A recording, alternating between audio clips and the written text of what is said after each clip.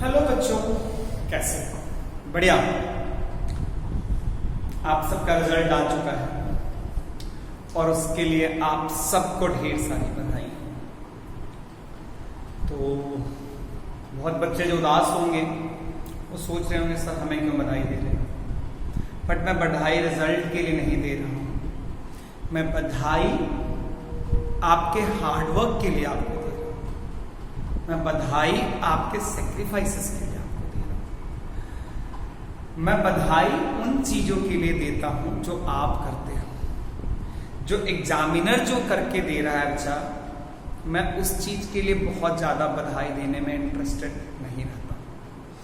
Although result आने के बाद हम देते हैं, बट मेरा बधाई आपके हार्डवर्क, आपके डेडिकेशन, आपके सेक्रीफाइसेस के लिए है कि आप सब इतनी छोटी उम्र में इतना कुछ करते हैं, है ना। तो मेरी शुभकामनाएं आपके साथ है, आप यूं ही आगे बढ़ते रहिए, है ना। क्योंकि जब मैं हार्डवर्क, सेक्रीफाइसेस, डेडिकेशन के स्तर पे देखता हूं तो जिनका मार्क्स 95 आया है या जिनका 94 आया है या जिनका 89 आया है या जिनका 85 आया है, ये सब एक ही जगह पे खड़े होते हैं। हाँ, कुछ गलतियां ये करते हैं जिसकी वजह से ये डिफरेंस बन जाता है, बट स्टिल ये दोनों एक ही जगह पे खड़े हैं। तो आप सबको ढेर ढेर सारी शुभकामनाएं, है ना बच्चों। मुस्कुराते रहिए। जिंदगी हम जो जीते हैं वो उसको अगर इवैल्यूएट करोगे तो उसका इवैल्यूएशन होता है कि कितना वक्त हमने मुस्कुराते हुए भी जिया है ना। खैर, तो हम आगे चलते हैं बच्चों, बिल्कुल आइए चलते हैं।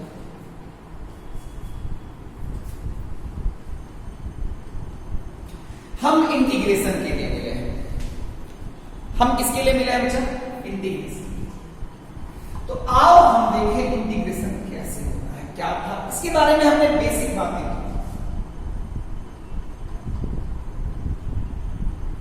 VT dt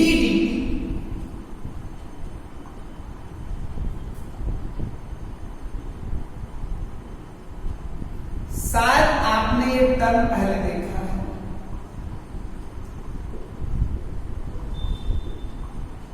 शायद ये टर्म आपने पहले नहीं देखा है ना बच्चों?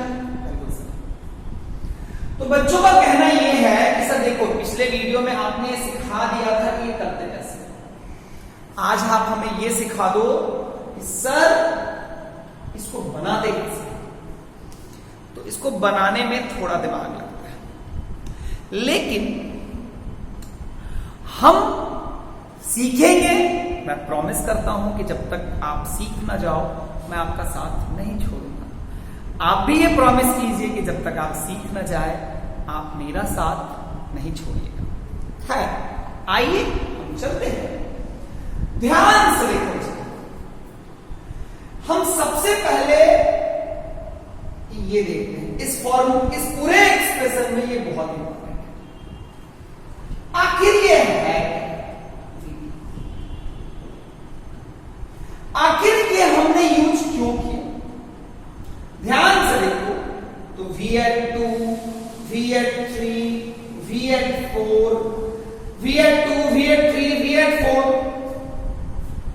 एंड VL3, इसमें क्या अंतर है?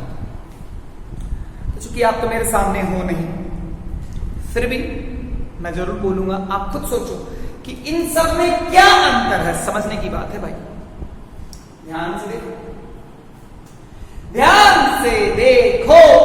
तो यहां पे VL2 मतलब गाड़ी का वेलोसिटी 2 सेकेंड पे, बोलेगा कोई 10 मीटर पर सेकेंड। गाड़ी का वेलोसिटी 3 सेकेंड पे, कोई बोलेगा 30 मीटर पर सेकेंड। गाड़ी का वेलोसिटी 40 सेकेंड पे, 4 सेकेंड पे 40 मीटर पर सेकेंड।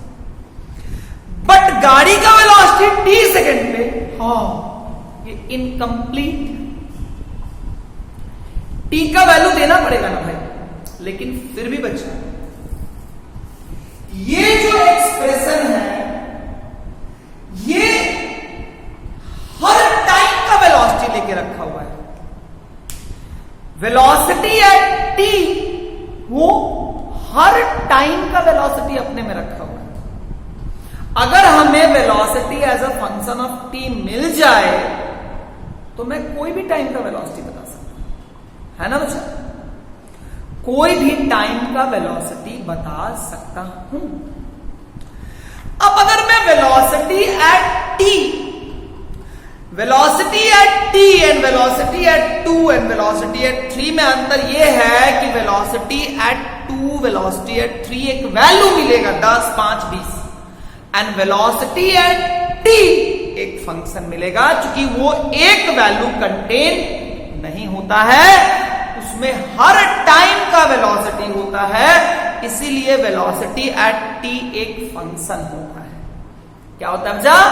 वेलोसिटी एट टी किसी भी टाइम वो एक फंक्शन होता है। लेकिन हम जैसे वेलोसिटी एट टी का मतलब आपको क्लियर होना चाहिए। वेलोसिटी एट टी का मतलब क्या है? किसी भी टाइम का वेलोसिटी, किसी भी टाइम टी पे वेलोसिटी, किसी भी टाइम टी पे वेलोसिटी। क्लियर है बच्चों? बिल्कुल सही। अब बच्चों मैं ना इसका जरूरत क्या है, इसका जरूरत क्या है, आखिर हमें ये जरूरत क्यों होती है? जैसे कि अगर मान लो बच्चा मैं ना T1 से T2 के बीच का डिस्प्लेसमेंट, मान लो वेलोसिटी है, वेलोसिटी एट टाइम t है 2t²। खुद बताओ ये कांस्टेंट है या वेरिएबल है? वेरिएबल है। अलग अलग इंटरवल में डिस्प्लेसमेंट अलग अलग होगा। तो रियलिटी में जब अलग अलग इंटरवल में डिस्प्लेसमेंट अलग अलग होगा तो डिस्प्लेसमेंट कैसे निकालेंगे? डिस्प्लेसमेंट निकालेंगे, डिस्प्लेसमेंट जब अलग अलग इंटरवल में डिस्प्लेसमेंट निकालना है, जब अलग अलग इंटरवल में डिस्प्लेसमेंट अलग अलग होता है तो इस जगह पे जब वेलोसिटी वेरिएबल है और तब डिस्प्लेसमेंट निकालना है बच्चा, तब हम डिस्प्लेसमेंट निकालते हैं छोटे छोटे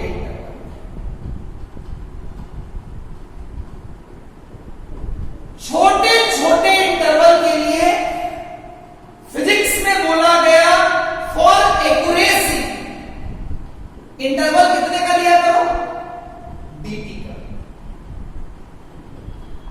dt का कॉन्सेप्ट फिजिक्स में इसलिए लाया गया ताकि कोई भी वेरिएबल क्वांटिटी को हम dt में, dx में कांस्टेंट मान सकें। dt एंड dx ये जो कॉन्सेप्ट लाया गया ताकि हम उस इंटरवल में किसी भी वेरिएबल क्वांटिटी को कांस्टेंट मान सके। जैसे यहां पे टाइम के साथ वेलोसिटी वैरी कर रहा है तो dt इंटरवल में वेलोसिटी को कांस्टेंट मान सकते हैं। लेकिन यहां पे t1 से t2 में कितना dt इंटरवल है भाई? कितना dt इंटरवल है? एक है या इनफाइनाइट है? इनफाइनाइट है। तो मैं बोला dt इंटरवल, तो कितने सारे dt इंटरवल बोलेंगे कि मेरे को बोला तो इनफाइनाइट बोलेगा। तो dt इंटरवल की जो पहचान होती है वो ऐसे होती है, t इक्वल टू 2 पे dt, t इक्वल टू 3 पे dt इंटरवल को आइडेंटिफाई करते हैं टाइम इंस्टेंस से। dt इंटरवल को आइडेंटिफाई करते हैं टाइम इंस्टेंस से। इस 2 पे dt, इस 3 पे dt, इस 4 पे dt, इस 5 पे dt। क्लियर है बच्चा? क्लियर है बच्चा? ये बात समझ में आना चाहिए। dt की पहचान टाइम इंस्टेंस है। 2 पे, 3 पे, 4 पे, 5 पे, 6 पे, 10 पे, t पे, t पे। क्लियर है क्या? dt का कॉन्सेप्ट फिजिक्स में इसलिए लाया गया, उसका एक एस्पेक्ट था कि अगर हम कोई भी वेरिएबल क्वांटिटी है जो टाइम के साथ वैरी कर रही है तो हम उसको कांस्टेंट मान सके। मानेंगे ना बच्चों? अब अगर तुम इसको ध्यान से देखेगा तो vt क्या है? किसी भी जनरल टाइम पे वेलोसिटी। ये vt एक वैल्यू रखता है या अपने में सारे टाइम का वेलोसिटी रखता है? अपने में सारे टाइम का वेलोसिटी रखता है। लेकिन हम vt को भी वैसे ही सोचते हैं जैसे v at 2 पे बात करते हैं, जैसे v at 3 पे बात करते हैं। तो रियलिटी में अगर तू ध्यान से देखेगा तो vt dt क्या है? ध्यान से देखो, ये vt dt क्या है? ध्यान से देखिएगा तो velocity into time interval, velocity into time interval, ये क्या है बच्चा? dx। मतलब किसी भी t पे जाओ, t से लेके t प्लस dt, किसी भी t पे जाओ तो t से लेके t प्लस dt के बीच का इंटरवल क्या हुआ? dt। इस समय जो वेलोसिटी होगी वो तो कांस्टेंट होगी और किसके बराबर होगी? vt के बराबर होगी। तो vt इंटू dt ये क्या है बच्चा? डिस्प्लेसमेंट। किस इंटरवल में? dt interval at t। तो जो तुम्हें ये दिखाई देता है ये है छोटा सा डिस्प्लेसमेंट। किस इंटरवल में? किस इंटरवल में? dt dx क्या है बच्चा? डिस्प्लेसमेंट छोटे से इंटरवल dt में। किस टाइम पे? t time. क्लियर है क्या? एक बच्चे के मन में आता है कि सर हम यहां पे t इक्वल टू 2 क्यों नहीं लिए? तो ले लो भाई v at 2 into dt। v at 2 क्या है? कांस्टेंट है, वेरिएबल है, ये एक वैल्यू है ना भाई। और अल्टीमेटली अगर मुझे 5 से 10 के बीच में निकालना है या 0 से 5 के बीच में निकालना है तो तुम 2 रखोगे तो 2 से तो सिर्फ 2 का वेलोसिटी पता चला भाई। मुझे तो एक ऐसा एक्सप्रेशन चाहिए जो 0 से 5 का वेलोसिटी जान सकता है। तो 0 से 5 के हर इंस्टेंस का वेलोसिटी जानने के लिए मैंने फिजिक्स में क्या किया कि उसको किसके टर्म्स में रख दिया? t के टर्म्स में रख दिया। किसके टर्म्स में रख दिया बच्चा? t के टर्म्स में रख दिया। तो ये बात क्लियर हो गई। देखो ये एक्सप्रेशन डिस्प्लेसमेंट देता है t1 से t2, ये एक्सप्रेशन डिस्प्लेसमेंट देता है t1 से t2। ध्यान से देखो तो t1 से t2 के बीच का जो डिस्प्लेसमेंट है, t1 से t2 के बीच का जो डिस्प्लेसमेंट है उसको निकालने का पहला स्टेप क्या है? पहला स्टेप है t पे डिस्प्लेसमेंट निकालना। t पे t1 से t2 का डिस्प्लेसमेंट निकालना है तो पहला dt एट t पे, dt एट t पे dx निकाल लो। अब dt एट t पे dx क्या होगा भाई? तो dt एट t पे dx जो होगा वो vt, क्योंकि dt एट t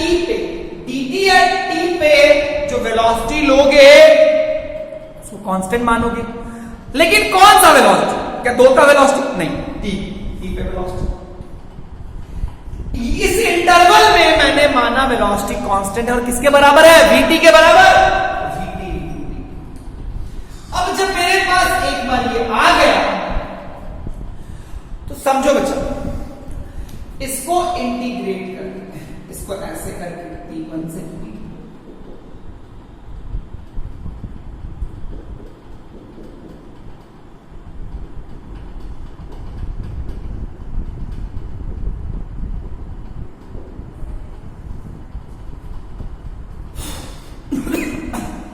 ध्यान से देखो तो इंटीग्रेशन को मैंने क्या दिया है?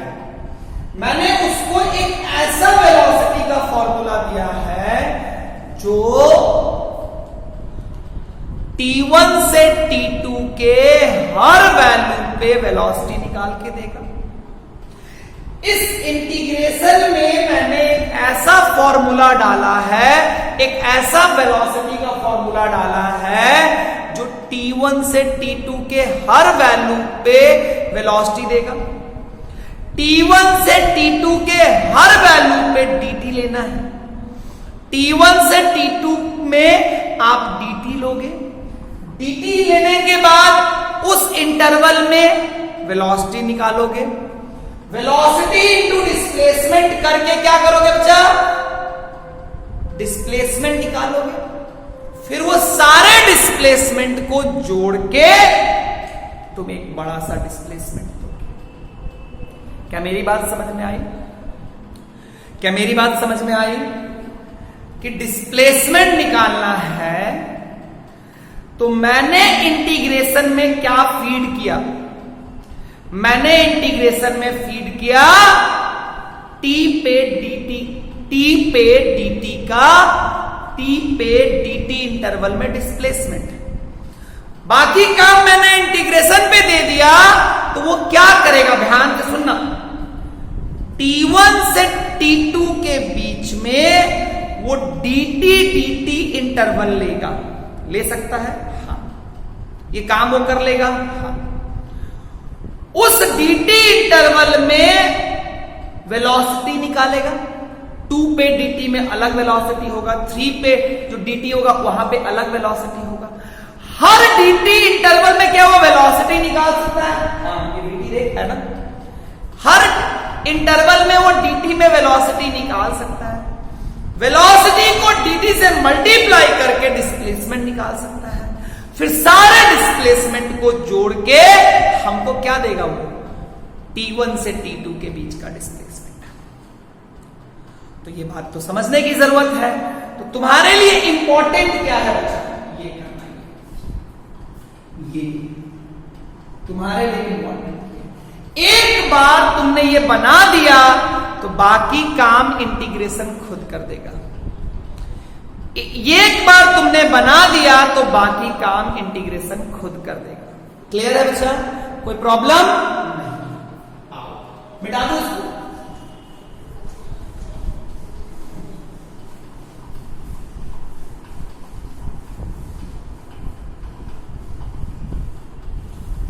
मैं फिर से बताता हूं तुम्हें, मैं फिर से बताता हूं। इंटीग्रेशन, मान लो मुझे डिस्प्लेसमेंट निकालना था तो इंटीग्रेशन कैसे काम करता है? इंटीग्रेशन कैसे काम करता है? सपोज करो T1 से T2 के बीच का डिस्प्लेसमेंट निकालना है तो इंटीग्रेशन क्या करेगा? इसको dt इंटरवल में तोड़ेगा।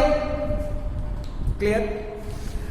हर dt इंटरवल में वो हर dt इंटरवल में जो वेलोसिटी है वहां पे उससे मल्टीप्लाई करेगा। तो हर dt इंटरवल में वेलोसिटी से मल्टीप्लाई करके क्या निकालेगा? dx1, dx2, dx3, dx1, dx2, dx3 और फिर सबको जोड़ के वो तुमको डिस्प्लेसमेंट दे देगा। यानी यहां पे इंटीग्रेशन जो है पहले वो इनफाइनाइट इंटरवल में तोड़ता है, फिर उसके बाद वो हर इंटरवल में डिस्प्लेसमेंट कैलकुलेट करता है, वेलोसिटी के साथ dt को मल्टीप्लाई करके फिर सारे डिस्प्लेसमेंट को जोड़ के तुम्हें वो अल्टीमेटली फाइनल डिस्प्लेसमेंट देता है। यहां पे मेरे लिए क्या है, अगर मुझे कभी इंटीग्रेशन करना है तो मेरे लिए क्या है, मेरे लिए सबसे इंपॉर्टेंट है कि मैं उसको ऐसे लिखूं जिससे कि वो हर इंटरवल में वेलोसिटी निकाल सके। हर इंटरवल में वेलोसिटी निकालने के लिए वेलोसिटी का कैसे दोगे, 2 पे वेलोसिटी दोगे या t पे वेलोसिटी दोगे, तो t पे वेलोसिटी। कहां पे वेलोसिटी दोगे बच्चा, t पे। क्लियर है क्या?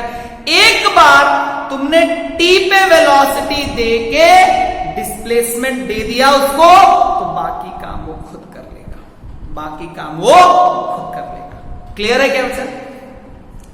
तो चलो हम कुछ क्वेश्चंस करते हैं,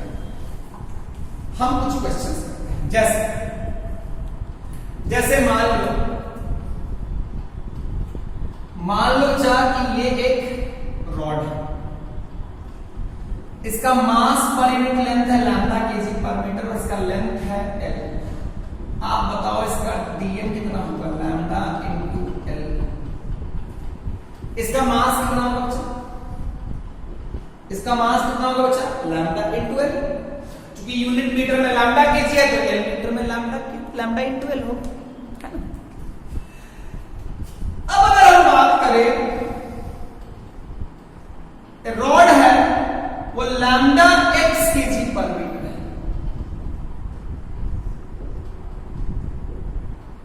लैम्डा x केजी पर मीटर है। यहां पे x का वैल्यू 0 है और यहां पे x का वैल्यू 2 है। अब मैं तुमसे पूछता हूं, बताओ यहां पे मास पर यूनिट लेंथ कांस्टेंट है या वेरिएबल है? यहां पे मास पर यूनिट लेंथ कांस्टेंट है या वेरिएबल है, बताओ।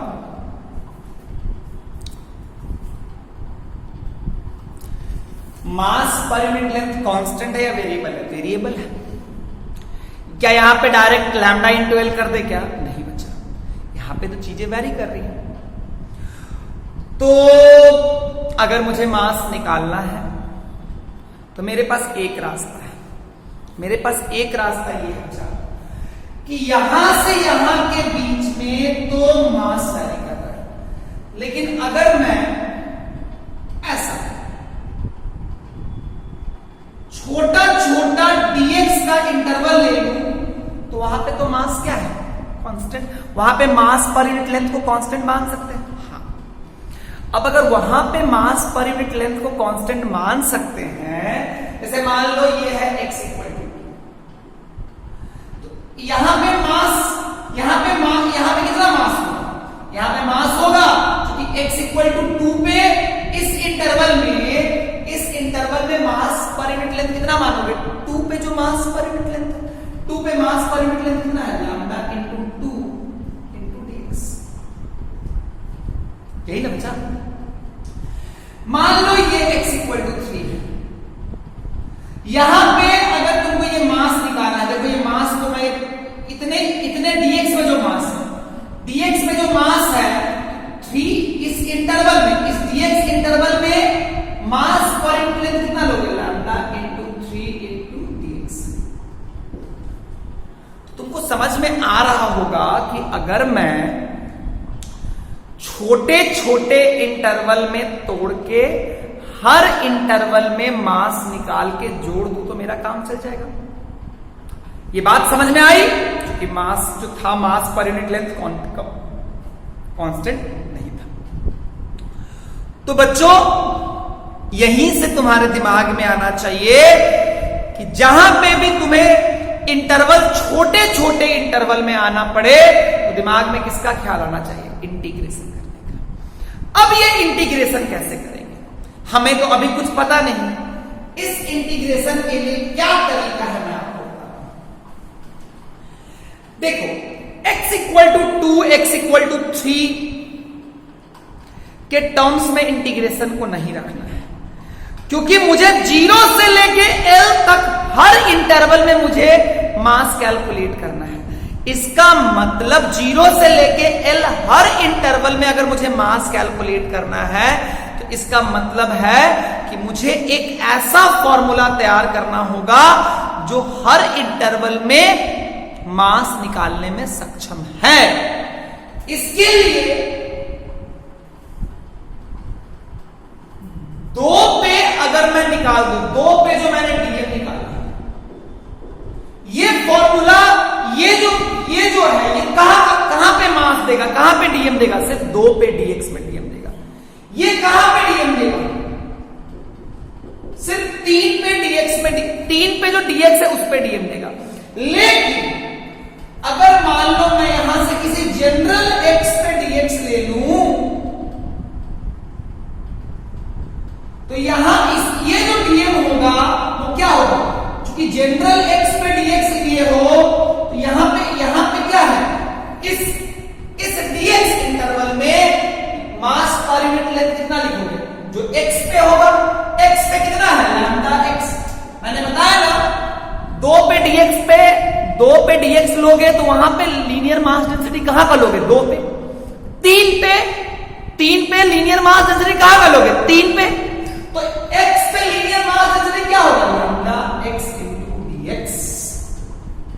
Lambda x into dx।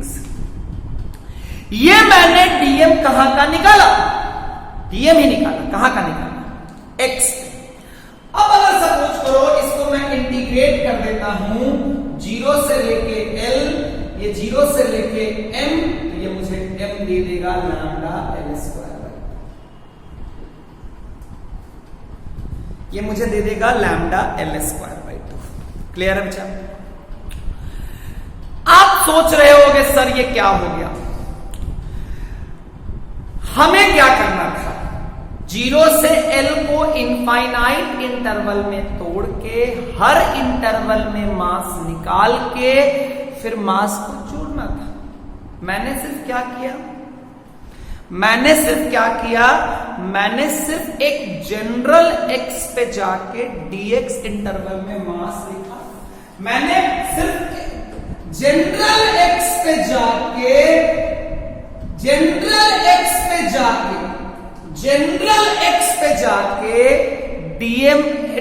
General x पे जाके dx इंटरवल में कितना मास है? मास per unit length into dx। क्योंकि याद है ना, मास पर यूनिट लेंथ को लेंथ से मल्टीप्लाई कर दोगे तो क्या मिल जाएगा? मास मिल जाएगा। तो जनरल एक्स पे जाके जो छोटा सा यूनिट में मास है वो मैंने लिख के अब इंटीग्रेट करना है।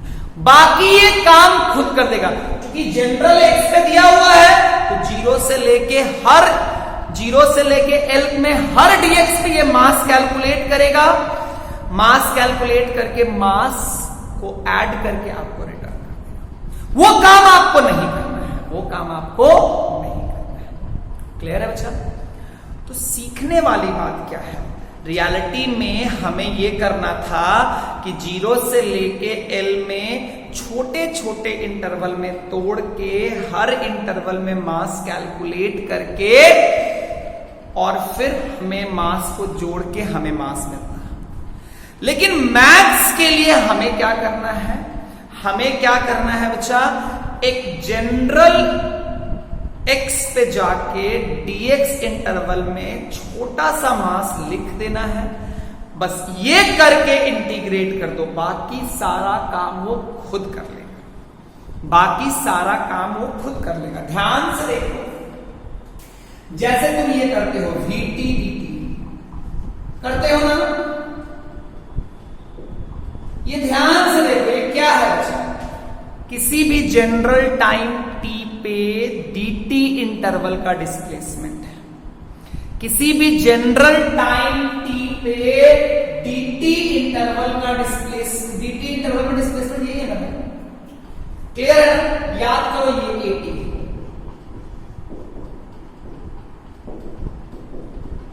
ये क्या है?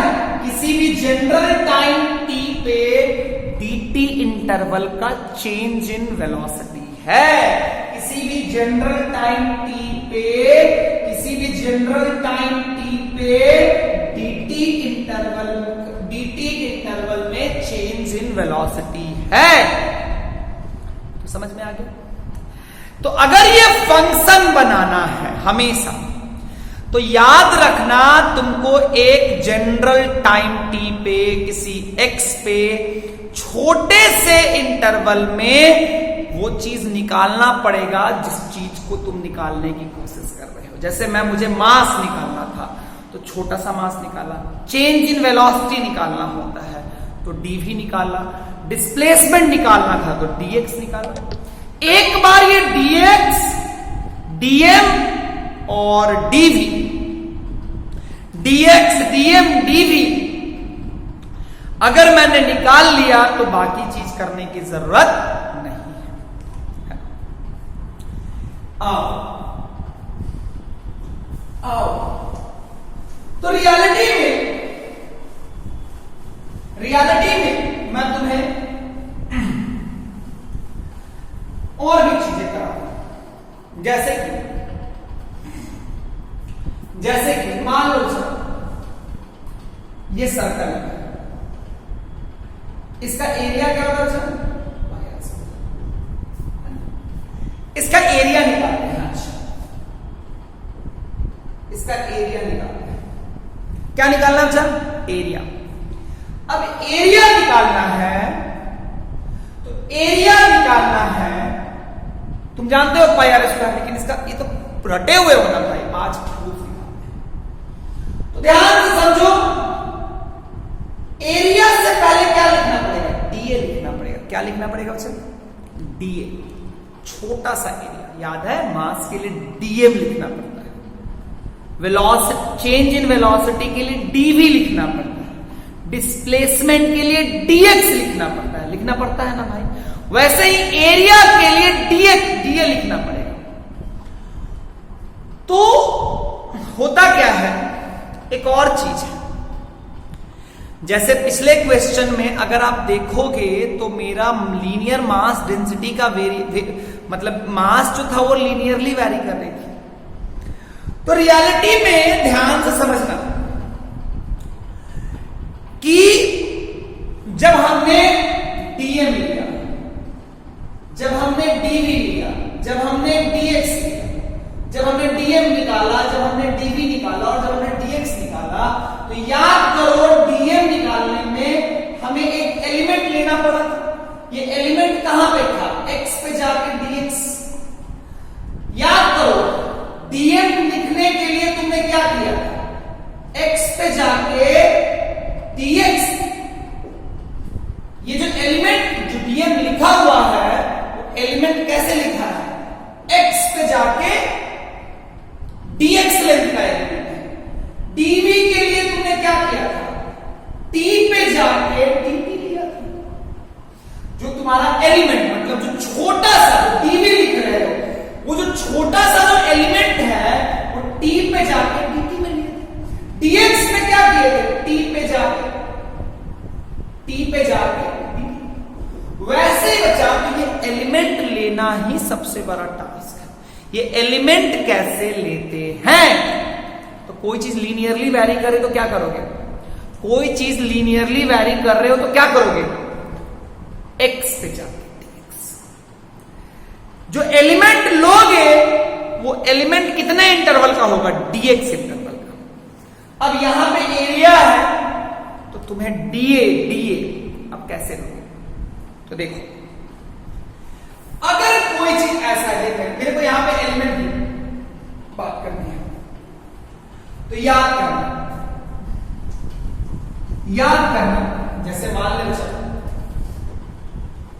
जैसे मान लो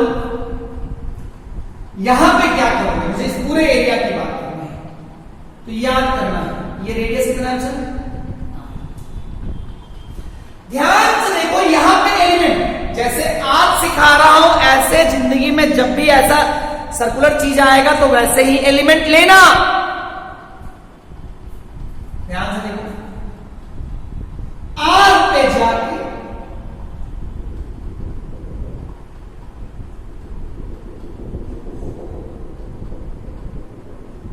आर पे जाके dr, r पे जाके dr। क्लियर है बच्चा? ध्यान से देखो, पहले तुम्हारा एलिमेंट तुम्हें मिल चुका है,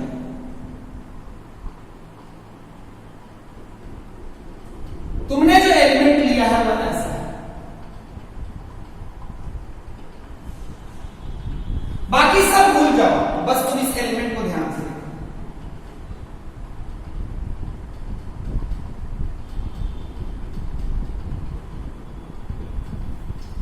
ये एलिमेंट बहुत इंपॉर्टेंट है बच्चा, वो डीएम, डीवी, डीएक्स, वो जो हम क्या बोलते हैं, जैसे लाइक वो जो छोटा सा इंटरवल है ना, उसको मैं एक एलिमेंट के टर्म्स में बोल रहा हूं। यहां पे तुम ध्यान से देखोगे तो मैंने एक एलिमेंट लिया है, कैसे? आर पे जाके डीआर इंटरवल में मैंने, तो ये मिला। अब अगर इसका एरिया की बात करोगे, इसके एरिया की बात करोगे, इसके एरिया को मैं क्या बोल दिया? डीए। क्या बोल दिया बच्चा? डीए। ये डीए कैसे निकालोगे? ध्यान से देखो, अगर तुम ध्यान से देखो, इसको फैला सकते हो ना भाई, इसको तोड़ के फैला दोगे तो ये लेंथ कितना हो जाएगा? 2 पाई। देखना भाई, ये वाला है, अंदर वाला पेरीमीटर 2 पाई आर है, बाहर वाला perimeter 2 pi R plus D R है। तो अल्टीमेटली क्या है? 2 pi R plus 2 pi R D R, 2 pi D R. तो ये तो 10 to 0 हो जाएगा भाई। ये 2 पाई आर, ये 2 pi D R, 2 pi D R 10 to 0 होगा। अंदर वाला पेरीमीटर 2 पाई आर, बाहर वाला भी पेरीमीटर 2 पाई आर। तो we can think them as a rectangle. तो ये कितना हो जाएगा? ये क्या हो जाएगा? 2 पाई आर डी आर। ये एरिया क्या हो जाएगा? ये एरिया क्या हो जाएगा? 2 पाई आर डी आर। तो जो मैंने एलिमेंट लिया डीए, वो क्या हो गया बच्चा? इसका जो एलिमेंट लिया 2 पाई आर डी आर। अब इंटीग्रेट करते हैं, कहां से कहां तक? 0 से लेके कैपिटल आर तक, 0 से लेके कैपिटल ए तक। 2 पाई कॉमन हो गया, आर स्क्वायर बाई 2, 0 से लेके आर, 2 कट जाएगा, पाई आर स्क्वायर। मेरी बात समझ में आई? मेरी बात समझ में आई? नहीं आई ना? आई। देखो बच्चा, सबसे बड़ा चीज क्या है? ये एलिमेंट। रियलिटी में तो यहां पे जो हम तोड़ते हैं, मेरी बात समझना, तोड़ते हैं वो ऐसा रिंग से। हमें अगर निकालना है तो हम इसको रिंग का बना, मतलब ऐसे ऐसे। जैसे अगर मुझे निकालना है तो रियलिटी में आप इसको ऐसा बनाते हैं।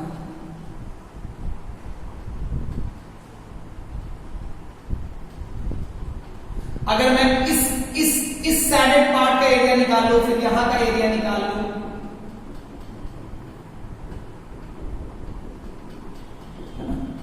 फिर सपोज करो कि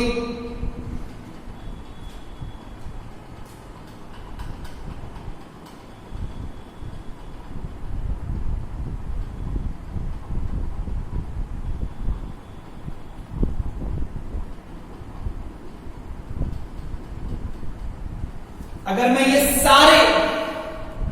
सारे सैडेड पार्ट का एरिया निकाल लूं तो मेरा काम हो जाएगा, है ना? तो इसके लिए मैंने, इसके लिए तो यहां पे ये यही सब ना, यहां पे ये एलिमेंट हुआ, ये एलिमेंट हुआ, ये एलिमेंट हुआ। तो यहां पे जनरल एलिमेंट कैसे लेते हैं बच्चा? आर पे जाके डी आर। क्या लेते हैं बच्चा? आर पे जाके डी आर। जैसे मान लो बच्चा,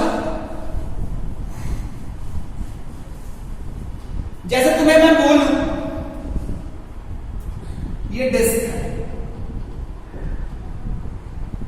है, यहां पे ना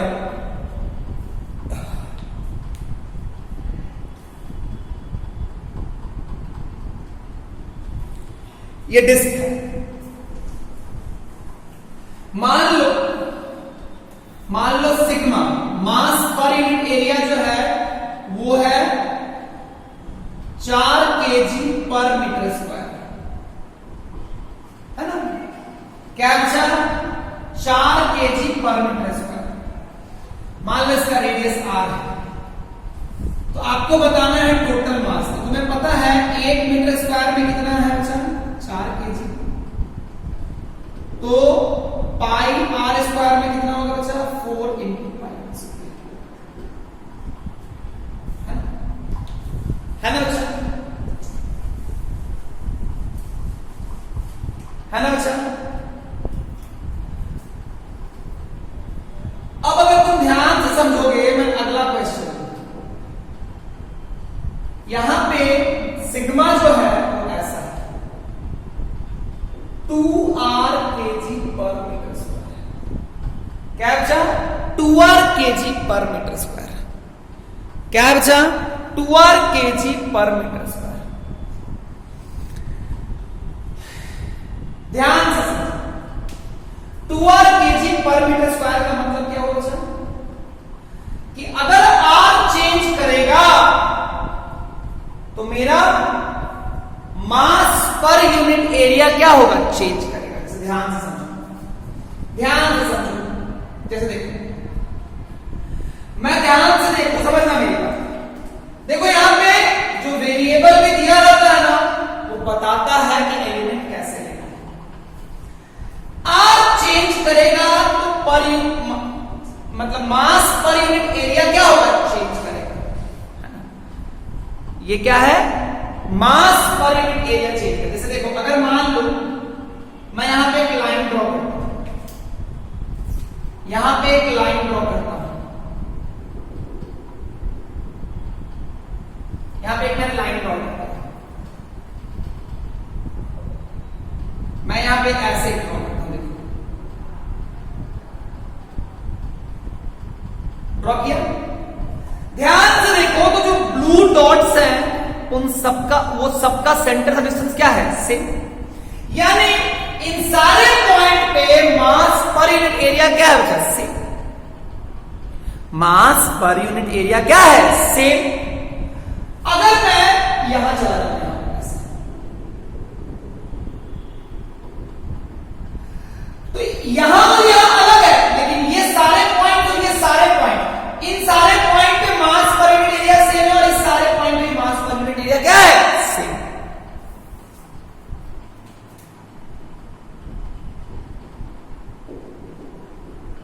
इन सारे पॉइंट पे भी सेम है।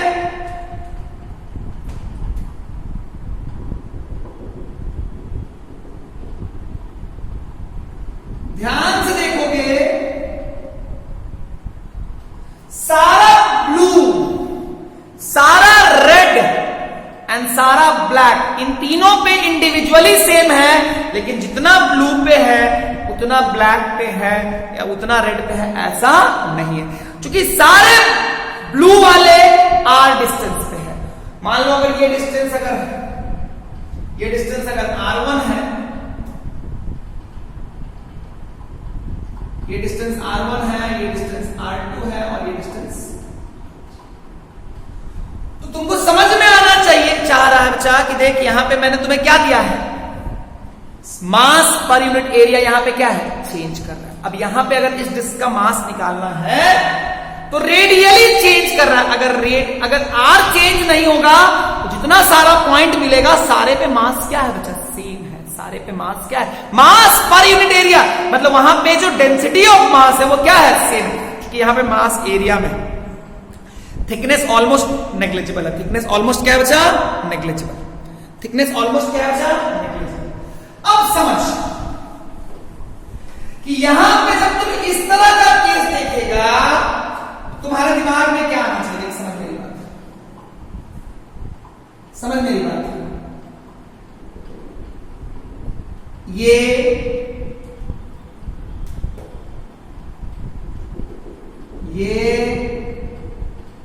तुम्हें क्या निकालना है, मास निकालना है। तुम्हें क्या निकालना है अच्छा,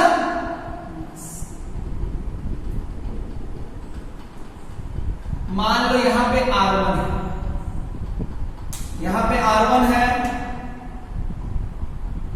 यहां पे R2 है और यहां पे है ना, R1 R2 है।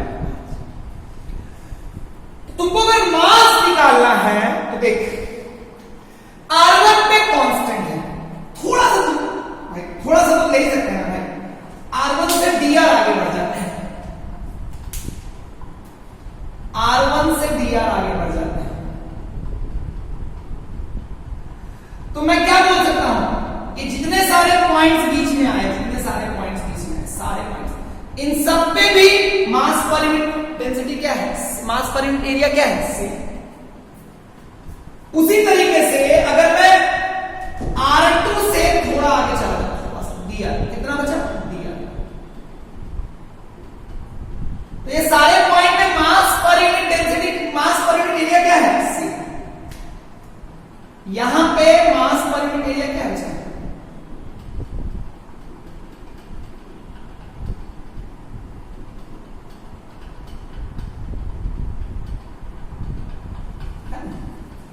तुम्हें क्या समझ में आ रहा है कि R पे जाके dr तक भी जाएंगे तो चीजों को कांस्टेंट माना जा सकता है, चीजों को कांस्टेंट माना जा सकता है। R से dr आगे भी बढ़ेंगे तो जितना R पे मानेंगे उतना ही dr पे मानेंगे, क्लियर है। तो यहां पे अगर तुमको मास निकालना है तो dm लिखना पड़ेगा। dm कैसे लिखोगे, dm लिखने का तरीका क्या है, R पे जाओ और dr ले लो, R पे जाके dr लोगे तो जो तुमको एलिमेंट मिलेगा वो यही मिला था। R पे जाके जो तुमको एलिमेंट मिला वो कैसा मिला, मैं इसको R मान लिया, जनरल में लिखना पड़ेगा ना, R1 R2 में नहीं चलेगा ना, जनरल में लिखना पड़ेगा ना, यही हुआ ना भाई। इन सब जगह पे मास पर यूनिट एरिया कितना है, 2r, मास पर यूनिट एरिया कितना है, 2r। ये मैंने अभी समझाया ना भाई, मास इसको क्या मान सकते, इसका लेंथ कितना है, सॉरी एक मिनट मेरी बात समझना, यहां पे मेरी बात समझना, वो क्या लिखना है, मास लिखना है, क्या लिखना है बच्चा, मास। एरिया कितना हुआ, एरिया हो गया 2 पाई r dr, एरिया कितना हो गया 2 पाई r dr इनटू सिग्मा कितना हो गया 2r। ध्यान से समझना, एलिमेंट मैंने लिया तो एलिमेंट हमने यहां पे एलिमेंट किसके लिए लिया, एरिया निकालने के लिए लिया है, मास निकालने के लिए लिया है, मास। मास कैसे निकलेगा, मास per unit area into area. तो मास इतने इस पूरे पॉइंट पे, ये सारे जितना भी डॉट्स दिखाई दे रहा है,